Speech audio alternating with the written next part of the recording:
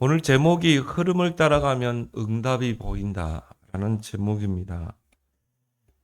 120년 전에 선교사님들이 이 복음을 들고 조선 땅에 들어오셨죠.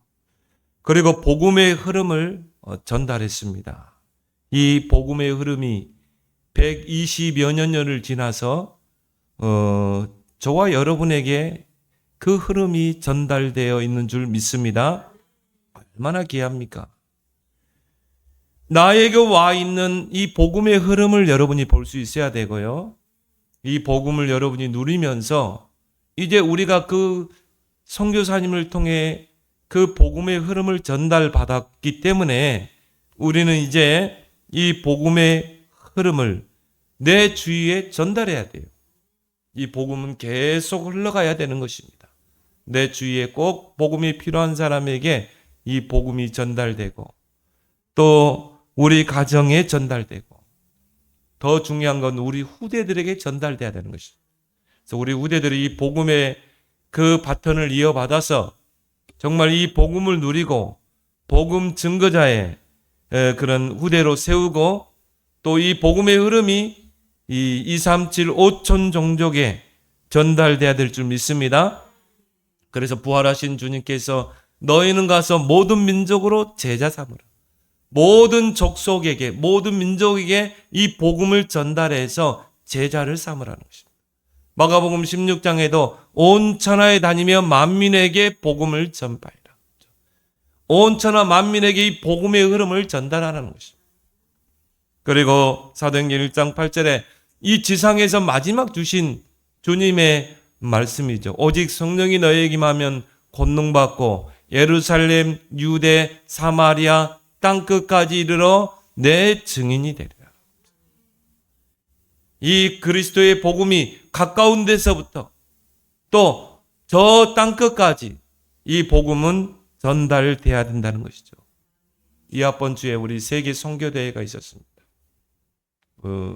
67개 나라에서 우리 선교사님들과 현지인 제자들이 와서 선교 대회를 했어요. 참 저는 이 67개 나라에서 오신 그 선교사님들을 놓고 보면서 참 귀하다. 문화가 다르고 언어가 다르고 피부색이 다르고 그 현지 참 어떤 분은요 그 무더운 40도 육박하고 습도 많은 거기에 지금 75세 된 그 선교사님이 가셔가지고 그 선교를 하고 있는 거 있죠. 우리는 벌써부터 한 25도 30도만 돼도 덥다고 그러잖아요. 거기는 거의 40도. 그리고 또 뭡니까? 습도가 많아가지고요. 그런 무더위 속에서도요, 정말 전도하고 이 복음을 전달하고 그리고 렘넌트를 키우고 있어요.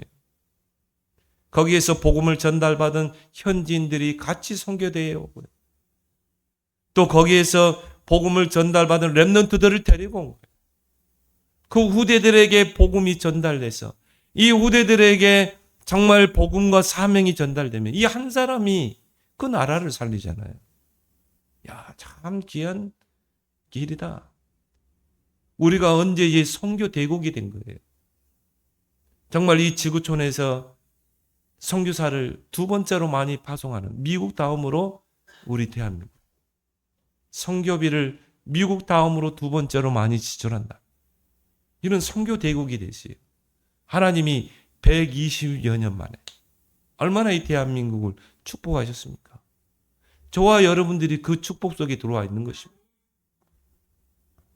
왜 유대인들이 철저히 망했습니까? 7번 큰 재앙을 만났죠. 하나님이 먼저 이스라엘을 택하시고 복음을 주신 거예요. 이 복음의 흐름을 이방 나라에게 전달하라고 복음을 주신 것입니다. 그래서 선민 그러죠. 하나님이 먼저 택한 민족인 것입니다. 그 이스라엘에게 복음을 주시고 그 복음을 주변 이방 나라에게 전달하라는 것입니다. 복음의 흐름이 끊기지 않도록 전달하는 것입니다. 그런데 이스라엘은 어떻게 했습니까? 이 복음의 흐름을 전달하지 않고 가둬버린 것입니다. 여러분, 물에는 생명이 있죠. 시냇물이 흐를 때 뭡니까? 생명이 있기 때문에 그 물이 흐르는 곳마다 모든 생명이 살아나죠. 물고기들이 살아나죠. 근데 그 물을 가둬버리면 어떻게 돼요? 점점 그 물은 죽는 것입니다. 변질되고 오염되는 것입니다. 이스라엘이 이 복음을 가둬버린 것입니다.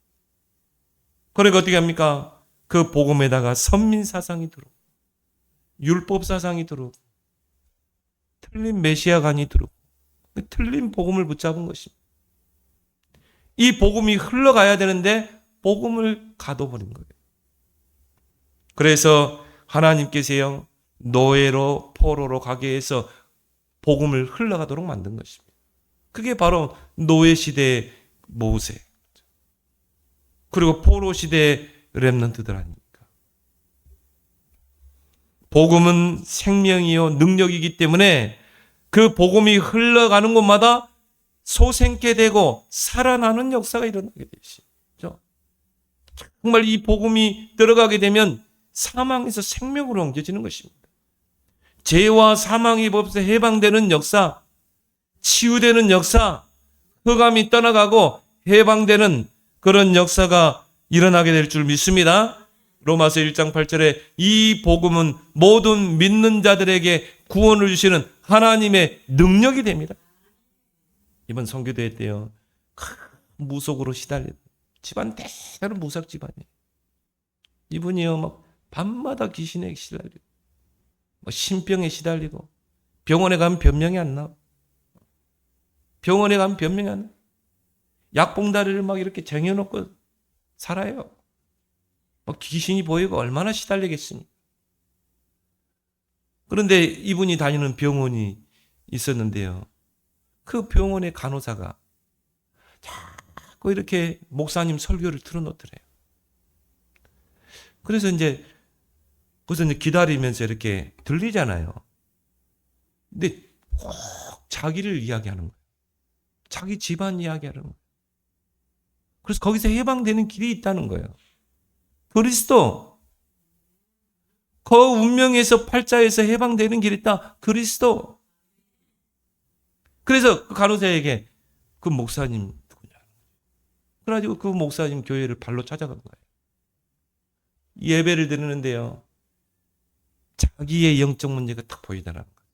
뭡니까? 하나님을 떠나 죄와 사단에게 붙잡힌 것입니다. 그걸로 오는 영적 문제. 그 영적 문제가 자기에게 와 있는 거죠. 할머니 무당, 엄마 무당, 자기 무당.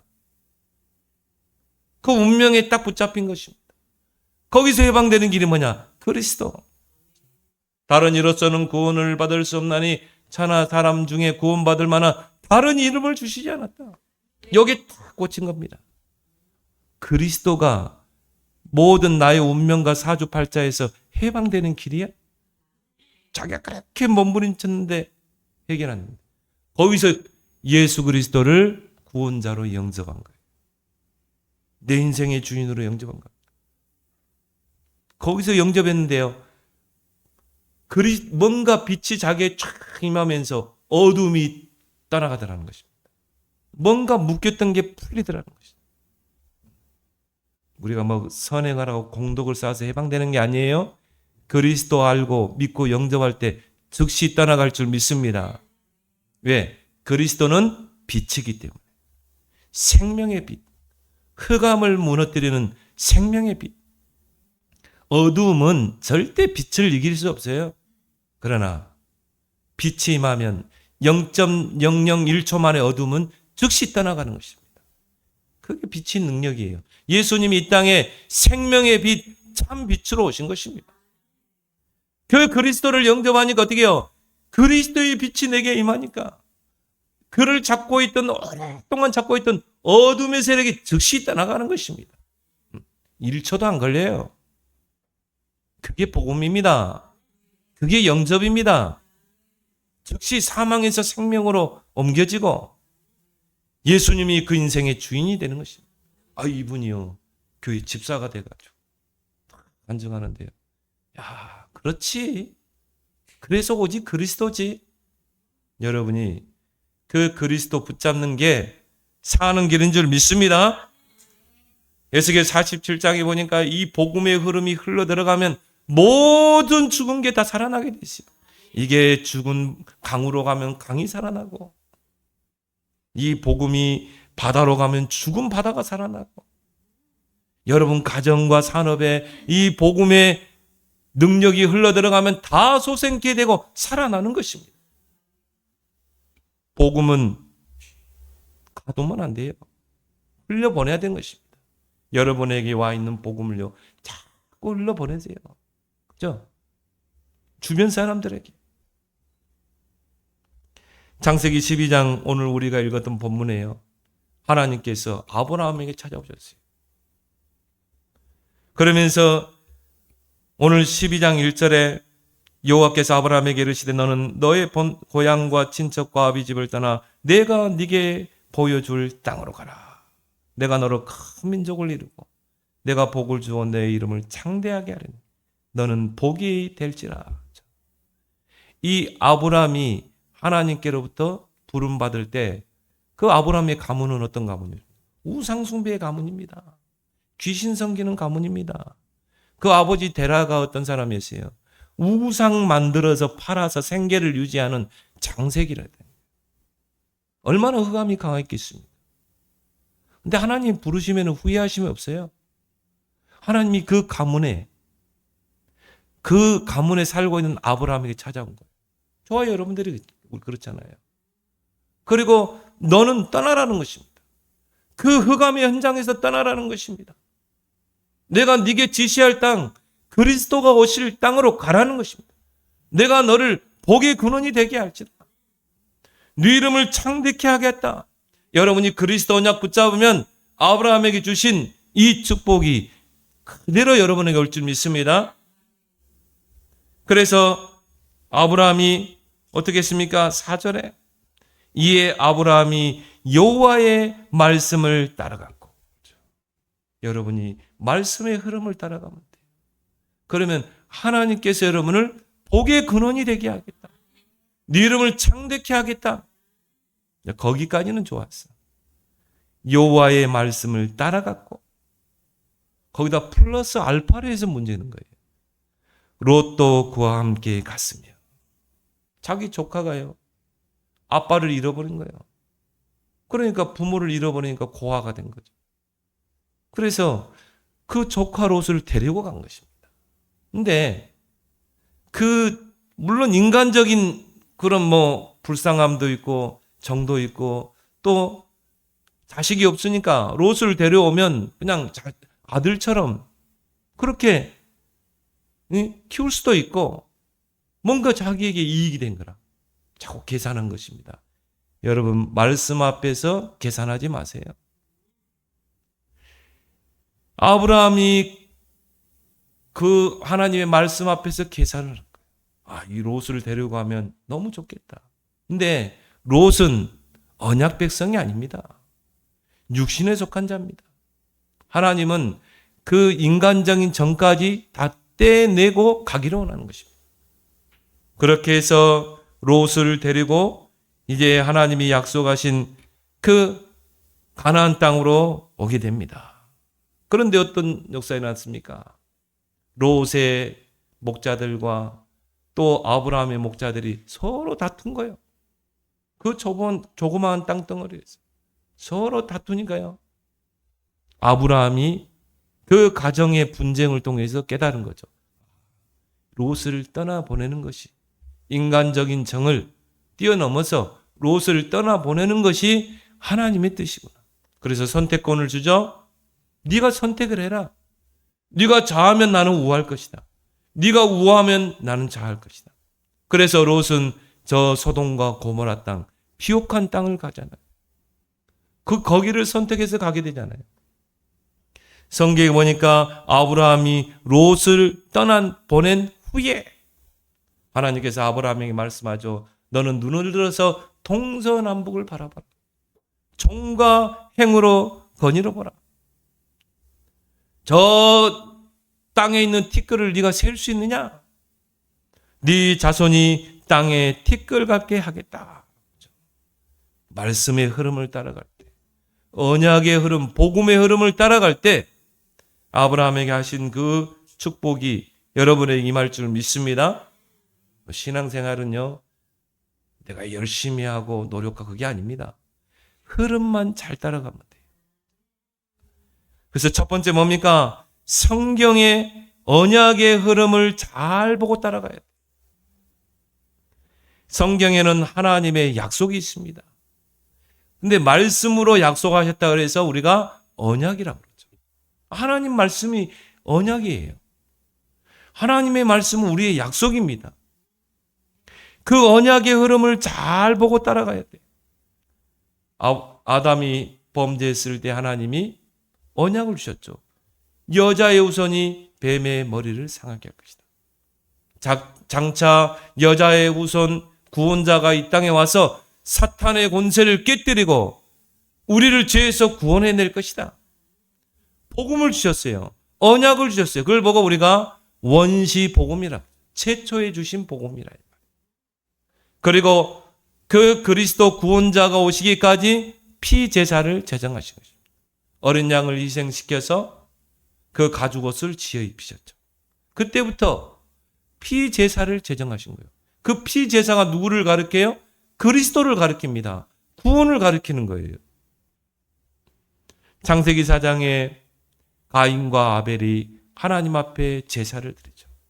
가인은 곡식으로 드렸어요. 그 아우 아벨은 어린 양의 희생의 피로 하나님께 예배를 드렸어요. 근데 가인의 그 예배를 받지 않은 것입니다. 왜 그렇습니까? 언약의 흐름을 놓쳐버린 것입니다. 왜 아벨의 그 제사를 받았어요? 언약의 흐름을 붙잡고 예배드리는 것입니다. 가인은 그 언약의 흐름을 놓쳐버린 것입니다. 또 아브라함을 통해서 다시 언약이 회복되죠. 그 언약의 후손이 이삭에게, 야곱에게, 요셉에게 전달됩니다. 그래서 하나님께서 자신을 소개할 때 나는 아브라함의 하나님, 이삭의 하나님, 야곱의 하나님. 그 언약을 그 가문에 흐르게 하는 것입니다. 그런데 요셉 이후에 또 언약의 흐름이 끊겨버린 거예요. 그래서 어떻게 합니까? 노예가 됐죠. 430년을 애굽의 노예로 살았다니까요. 그때 하나님께서 모세를 통해서 다시 언약을 회복시킵니다. 출애굽기 3장 18절에 피 제사를 드리라. 어린 양의 피를 문설주와 문인방에 바르라. 그 어린 양의 피가 누구를 예표합니까? 그리스도. 그 어린 양의 희생을 통해서 그 피를 문설주와 문인방에 바를 때 애굽의 재앙이 불어닥치는데요. 그 재앙이 그 어린 양의 피가 묻어있는 그 집을 넘어간 것입니다. 그리고 애굽의 모든 초태생이 다 죽는 재앙이 임했어요. 우리도 이 땅에 살아가다 보면 우리 가정에 나에게 오는 저주 재앙을 막아낼 수 없어요. 막아낼 수 없어요. 아니, 일가족이 고속도로 가는데 덤프들이 덤져가 다 죽었다니까요. 이런 재앙을 어떻게 우리가 막아내? 아니, 그 9.11에 그 빌딩에 얼마나 많은 사람이 죽었습니까? 비행기가 들이받아가지고. 이런 저주, 재앙, 이런 것들이 예고하고 옵니까? 그렇지 않잖아요. 그런데 그 애굽에 있는 모든 초태생들이 다 죽었다니까요. 모든 장자가 다 죽은 거예요. 바로 왕의 아들도 죽은 것입니다. 결국은 이스라엘 백성, 그 어린 양의 피가 묻힌 그 가정에 재앙이 넘어간 것입니다. 여러분이 그리스도 붙잡는 것이 모든 저주 재앙에서 이기는 길인 줄 믿습니다. 그래서 바로 왕이 거기서 항복하잖아요. 거기서 해방되어 나오잖아요. 430년을 몸부림쳐도 해결되지 않는 그 문제가 어린 양의 피를 붙잡을 때 해방되는 것입니다. 그런데 또 이 언약의 흐름을 놓친 거예요. 그래서 또 어떻게 합니까? 바벨론 땅이 포로로 잡혀가죠. 거기에서 소수의 그런 하나님의 사람들이 그 언약의 흐름을 붙잡은 것입니다. 처녀가 잉태하여 아들을 낳을 것이요 그 이름을 임마누엘. 그걸 붙잡고 기도하는 다니엘과 같은 에스더와 같은 그런 언약의 백성들을 통해서 또 다시 포로에서 해방되어 나오죠. 또 언약을 놓친 거예요. 로마의 속국이 되죠. 하나님은 주변 강대국을 통해 이스라엘을 치는 것입니다. 거기서 베드로가 지구 생기고 처음으로 그리스도를 고백하잖아요.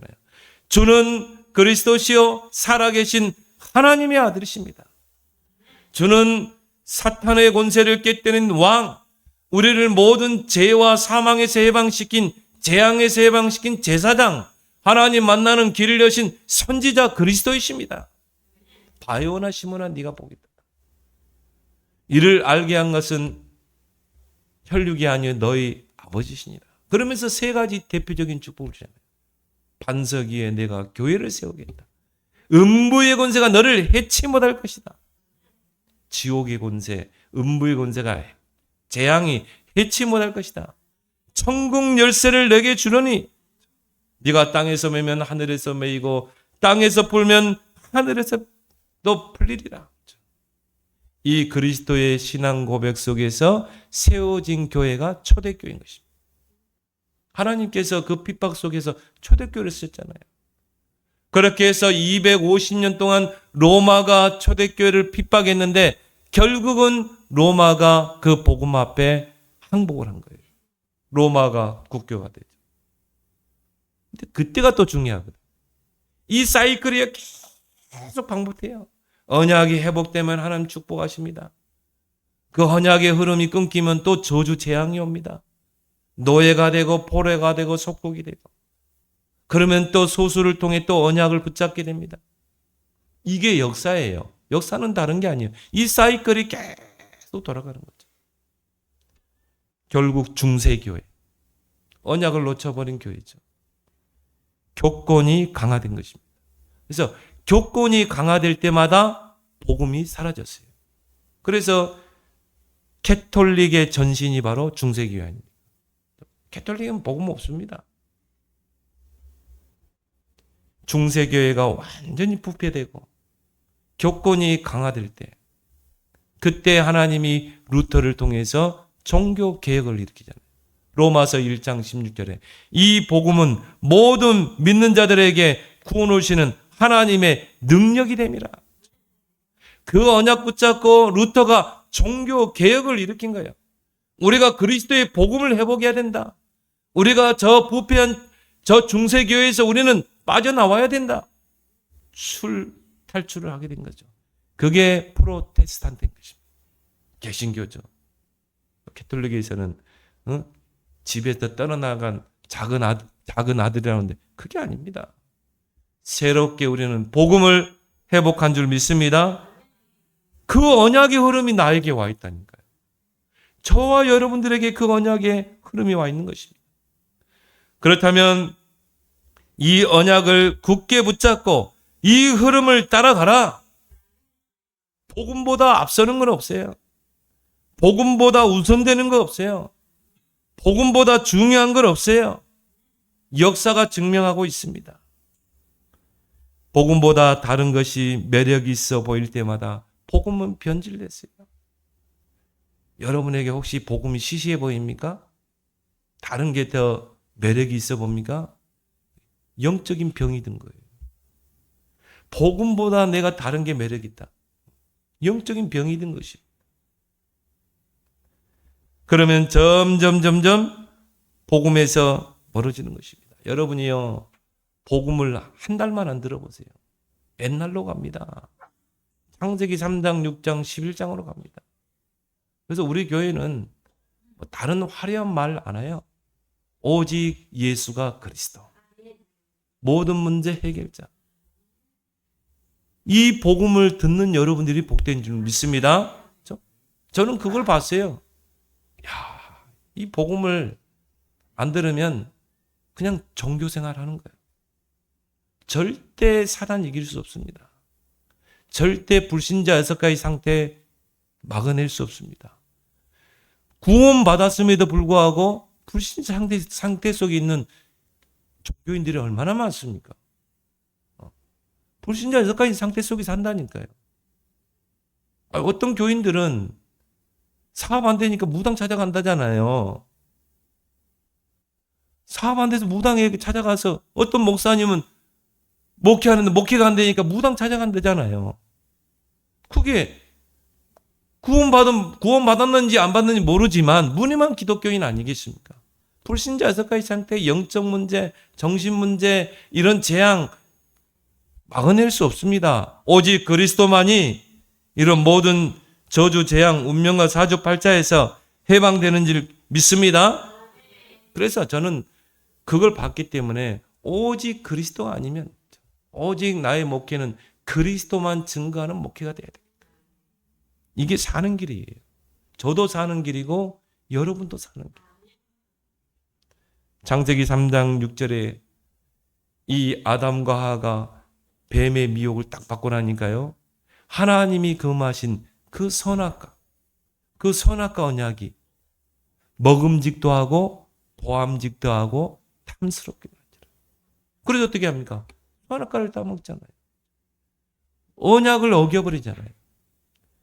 창세기 6장 2절에 하나님의 아들들이 세상의 딸들의 아름다움을 보고 뭡니까? 세속하죠. 복음을 놓쳐버린 것입니다. 세상의 것이 더 아름다워 보이는 것입니다. 그러니까 교회가 세속화되고 교인들이 세속화되는 것입니다. 네피림에 사로잡히게 되는 것입니다. 창세기 11장 2절에 우리가 성과 대를 쌓아 그 탑 꼭대기를 하늘에 닿게 하여 우리의 이름을 내자. 하나님이 없죠? 우리가 성과 대를 쌓고 우리 이름을 내자. 하나님의 이름이 아니라 우리의 이름을 내자. 이게 바벨탑 사건입니다. 오늘 4절에 이에 아브라함이 여호와의 말씀을 따라갔고, 이것이 축복 중에 축복이에요. 그래서 교회가 세워진 거 아닙니까? 모든 교인들이 말씀의 흐름을 따라가야 되기 때문에, 모든 성도들이 언약의 흐름을 따라가야 되기 때문에, 그래서 교회가 세워진 거, 그래서 강단이 있는 거 아닙니까? 강단을 통해서 모든 교인들이 언약의 흐름을 따라가야 된다. 그래서 주의 종을 세우신 것입니다. 주의 종을 통해서 하나님께서 언약을 성도들에게 전달하는 것입니다. 성도들이 그 언약의 말씀을 붙잡고 현장을 살리라고, 이 언약의 말씀이 현장에서 전달돼야 되는 것입니다. 두 번째로 뭡니까? 3가지 절대의 흐름을 따라가라. 말씀, 기도, 전도입니다. 여러분, 이 3가지 흐름을 따라가는 것이 사는 길이에요. 우리 주변에 이런 말씀과 기도의 전도의 흐름을 따라가는 사람은요, 뭔가 신앙생활에 힘이 있습니다. 파워가 있습니다. 왜 문제, 환경, 사람, 여론에 속고 흔들리는가? 이 3가지 흐름을 놓쳐서 그래요. 그래서 사람 말에 흔들리고 여론에 흔들리고, 아브라함이요 자꾸 문제에 속는 거 있죠. 환경에 속는 거 있죠. 말씀을 따라가면 되는데. 사도행전 7장 51절에 목이 곧고 마음과 귀의 할례를 받지 못한 사람, 우리 마음의 할례가 이루어져야 돼요. 우리의 귀의 할례가 이루어져야 돼요. 뭐로? 말씀의 검으로. 할례는 뭡니까? 잘라내는 거 아닙니까? 표피를 잘라내는 거 아니에요. 하나님의 말씀이 검이 되어서 우리 마음에 할례를 해야 되는 것이에요. 우리 마음에 다른 것을 잘라내야 돼요. 여러분이 하루를 살아가면서 귀로 듣는 게 얼마나 많습니까? 불신앙의 말, 인본주의 말, 여러 가지 여론의 말. 그걸 말씀의 칼로 잘라내야 되는 것입니다. 마음의 할례를 받고 귀의 할례를 받아야 되는 것입니다. 말씀 성취의 흐름을 따라가는 여러분 되길 바랍니다. 그래서 이스라엘 백성이 광야길 갈 때요, 언약궤를 따라가라고 그랬어요. 언약궤를 따라가라. 언약궤가 멈추면 멈추고, 언약궤가 진행하면 진행하고. 왜? 그 언약궤 속에 하나님의 말씀이 있잖아요. 그 언약궤를 따라갔는데 요단이 갈라지고 여리고가 무너지는 기적이 일어나는 것입니다. 하나님은 지금도 말씀을 성취하고 계시는 줄 믿습니다. 그래서 이사야 40장 6절 8절에 풀도 마르고 꽃도 시들지만 하나님의 말씀은 영원합니다. 하나님의 입에서 나오는 그 말씀은 영원해요. 왜? 하나님이 영원하기 때문에 하나님의 말씀도 영원한 것입니다. 우리가 그 말씀을 붙잡고 말씀의 흐름을 따라가면 그 말씀은 반드시 성취된다 이 말이죠.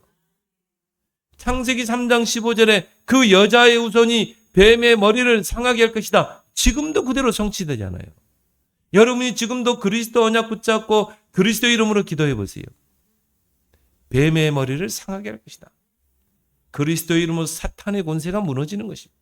여러분 가정의 역사는 이 사단, 여러분 산업 속의 역사는 이 네피림의 사단이 지금도 결박된다니까요. 출애굽기 3장 18절에 그 피 언약을 붙잡아라. 그 출애굽의 비밀이 뭡니까? 피 언약. 지금도 똑같이 성취된다니까요. 여러분이 그리스도 언약 붙잡아 보세요. 출애굽의 역사가 일어납니다. 그 흑암에서 빠져나오게 됩니다. 그래서 강단이 그만큼 중요한 것입니다. 에스겔 37장에 보니까요. 성전 문지방에서 흘러나간 물이 흘러 넘치니까 어떻게 합니까? 모든 죽은 현장이 살아나고 소생케 되잖아요. 여러분 강단이 얼마나 중요합니까? 그래서 하나님은 강단으로 충분하게 하는 것입니다. 그래서 사도의 가르침을 받아 서로 교제하고 떡을 떼고 기도하기를 오로지 힘쓰니라. 여러분이 강단에 이 말씀 붙잡고요. 모든 현장을 살리라고 하나님이 강단을 세운 거예요. 주의 종을 세운 것입니다. 두 번째는 뭡니까? 세 가지의 이 기도 응답의 흐름을 따라가라. 자, 세 가지 흐름 속에 두 번째, 기도 응답의 그 흐름을 따라가라. 하나님은 지금도 우리 성도들의 기도를 들으시고 응답하시는 줄 믿습니다. 너희가 내 이름으로 무엇인 구하면 시행하겠다. 하나님이 여러분에게요 천국 열쇠를 주셨어요. 예수 그리스도 이름으로 기도해서 무엇이든지 응답받도록 하나님이 천국 열쇠를 너에게 주노니 예수 그리스도 이름으로 진짜 기도해 보세요. 여러분이 지금 문제 속에 있습니까? 어려운 환경 속에 남에게 말 못할 그런 어려움이 있습니까? 예수 그리스도 이름을 사용해서 기도하라 이 말이에요. 천국 열쇠를 내게 주노니 땅에서 매면 하늘에서 매이고 땅에서 풀면 하늘에서 풀리리라. 성도가 이 기도 응답의 증거가 없으면요 아무 힘이 없습니다. 환경을 넘어서지 못해요. 문제, 사람을 넘어설 수가 없어요. 그래서 예수님이 뭐라고 그랬습니까? 시험에 들지 않도록 깨어 기도하라. 그 말은 뭡니까?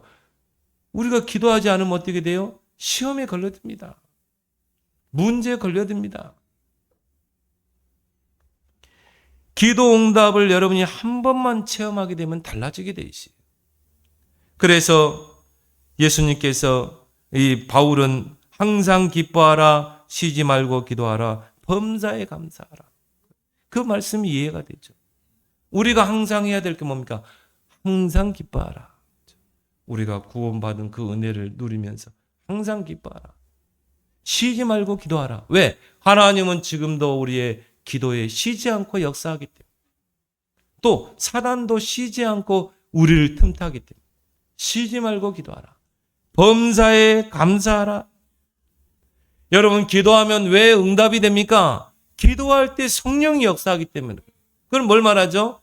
하나님이 역사하는 것입니다. 기도할 때 보호자의 능력이 임하기 때문인 것입니다. 기도할 때 흑암의 세력이 결박되기 때문에 그래요. 믿습니까? 기도할 때 하나님의 나라가 임하기 때문인 것입니다. 눈에 보이지 않게. 여러분 성령의 역사가 눈에 보입니까? 보이지 않죠. 여러분 기도할 때 보호자의 능력이 임하는데 그 보호자가 보이냐 이 말이에요. 여러분이 기도할 때 흑암이 결박되고 하나님의 나라가 임하는 게 보이냐 이 말이에요. 보이지 않습니다. 하나님은요 중요한 건 다 눈에 보이지 않게 하셨어요. 왜? 아무나 누릴 수 없기 때문에. 여러분이 그거를 영안으로 떠서 볼 수 있다. 여러분은 큰 축복된 인생인 줄 믿습니다. 그래서 예수님께서 내가 하나님의 성령을 힘입어 귀신을 쫓아내는 것이며 하나님의 나라가 임하였느니라. 응답 중에 응답이죠. 자, 여러분의 기도 속에 하나님의 나라가 임하. 여러분의 산업 속에 하나님의 나라가 임하. 여러분의 발걸음마다 하나님의 나라가 임한다. 그것만큼 응답 중에 응답이 어디 있습니까? 우리가 하나님의 나라를 다른 말로 하나님의 통치 그렇습니다. 하나님의 통치가 우리의 경제 속에 산업 속에 임한다. 그것만큼 큰 축복이 어디 있습니까? 그래서 내가 하고 있는 그 업과 산업 속에 하나님의 나라가 임했다는 말은 성령이 임했다는 거 아닙니까? 흑암이 됐다는 거 아니겠습니까? 그래서 하나님이 이제 우리 산업과 우리 가정을 통치하시는 것입니다. 하나님이 우리 산업을 축복하시는 것입니다. 이게 바로 기도의 비밀인 것입니다. 그래서 여러분이 조금만요, 삶 집중 실천. 이걸 내 인생의 목표로 한번 삼아보세요. 아침에, 낮에, 밤에 정말 하나님께 집중하겠다. 이걸 내 인생의 목표로 삼아봐요. 여러분 아침에 딱 일어나면요, 하나님께 잠깐 한번 기도해 보세요.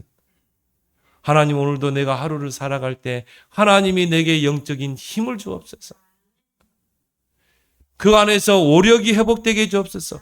영력, 지력, 체력, 경제력, 인력이 회복되게 해주옵소서. 그건 5분도 안 걸리죠.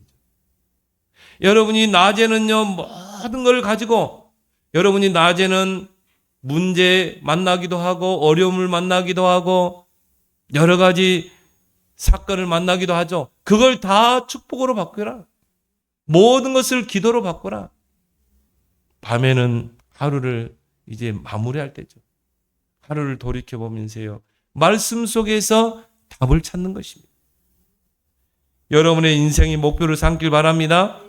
그래서 다윗은 내가 저녁과 아침과 정오에 주를 바라보리니 내 주위에 대적이 많더니 주께서 나를 대적의 손에서 건지셨도다.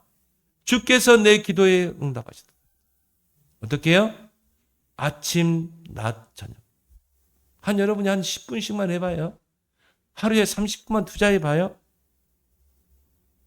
어느 날 여러분이요, 24시간표 속에 들어가 있을 것입니다.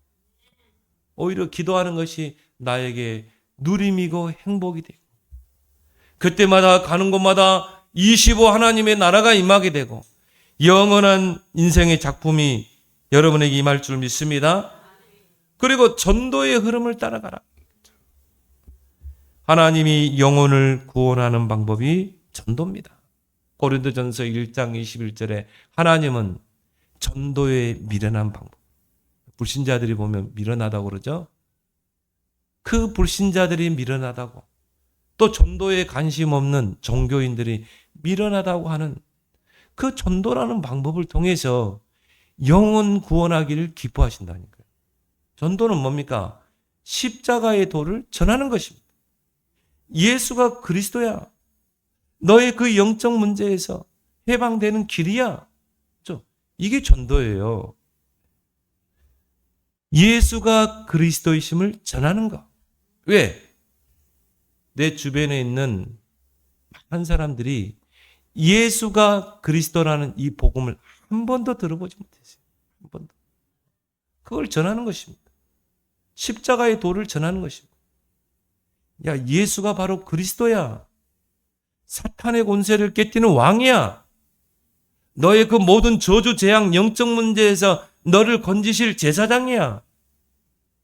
네가 오늘 하나님 만나면 네 인생 끝나. 하나님 만나는 길 선지자야. 바로 그 예수가 그리스도 모든 문제 해결자야. 오늘 네가 그 예수 그리스도를 믿고 영접하는 순간 사망에서 생명으로, 지옥 권세에서 하나님의 백성으로 신분이 바뀌게 돼. 이걸 전하는 게 전도다. 하나님은 그 방법으로 영혼 구원하기를 기뻐한다. 근데 내가 그 일에 내가 쓰임 받는다. 하나님이 축복하지 않겠어요? 마태복음 6장에 야, 너희들은 이방인처럼 무엇 먹을까, 마실까, 입을까? 그런 걱정하지 마. 이건 다 이방인들이 구하는 게야. 좀 있으면 초파일 다가오잖아요. 한번 절에 한번 가보세요. 거기다 소원성취, 남편 사업 잘 되게, 자식 좋은 대학 가게. 내가 얼마나 몇 년 전에 절에 가보니까요. 기아장을 팔더라고요. 그때는 10,000원인데 지금은 얼마인지 모르겠어요. 기아장을 파는데 기아장에다가 막 우리 남편 사업 잘 되게, 장사 잘 되게, 우리 아들 취업 잘 되게, 우리 딸 시집 잘 가게. 그게 육신적인 기도야. 그리스도를 통해 구원받고 하나님의 자녀된 우리도 그런 기도를 해야 됩니까? 무엇을 먹을까 마실까 입을까 너희 천부께서 다 알고 계시니라. 너희 그런 거 기도하지 마. 너희는 하나님의 나라와 하나님의 의를 구하라. 영혼 구원을 놓고 기도해라. 내 주변에 있는 모든 사람들이 다 나를 통해 십자가에도 복음을 듣고 구원받게 해주세요. 이건 놓고 기도하라는 거예요. 이건 놓고. 그리고 시간표에 따라서 이걸 전달하는 것입니다. 그러면 이 모든 것을 내게 다 하시라. 하나님이 여러분 가정, 자녀, 산업 책임질 줄 믿습니다. 왜요? 하나님이 경영자가 되기 때문에. 그럼 여러분 그렇게 하세요. 하나님 우리 가정에 그 경영권을 하나님께 맡깁니다. 내 자식의 경영권을 하나님께 맡깁니다. 저는 우리 자녀에게 해줄 수 있는 게 하나도 없어요. 진짜입니다. 나는 우리 자녀를 놓고 기도하는 것밖에 없어요.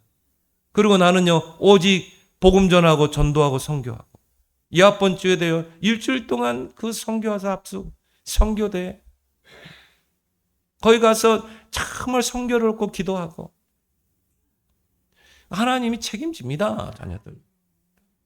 하나님이 경제 책임집니다. 내 산업의 경영권을 주님께 맡깁니다.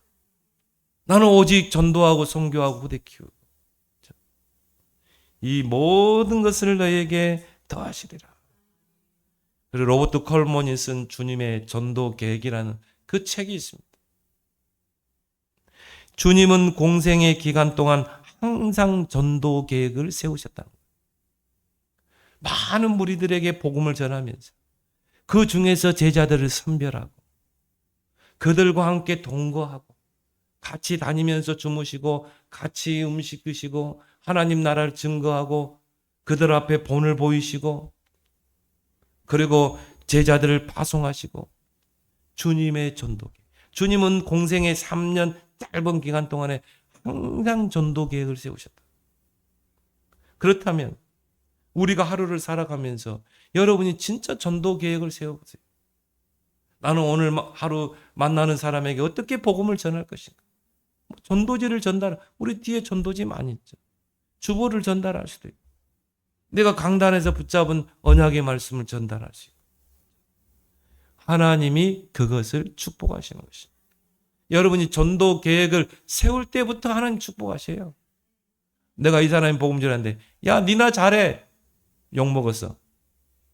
너희가 복음 전하다 핍박을 받으면 내가 너에게 100배로 축복하겠다. 의를 위하여 핍박을 받는 자는 복이 있나니 그가 땅을 기업으로 차지할 거다. 어떤 분이 복음 전하다고 핍박받았다는데요. 기뻐하라 그랬어요.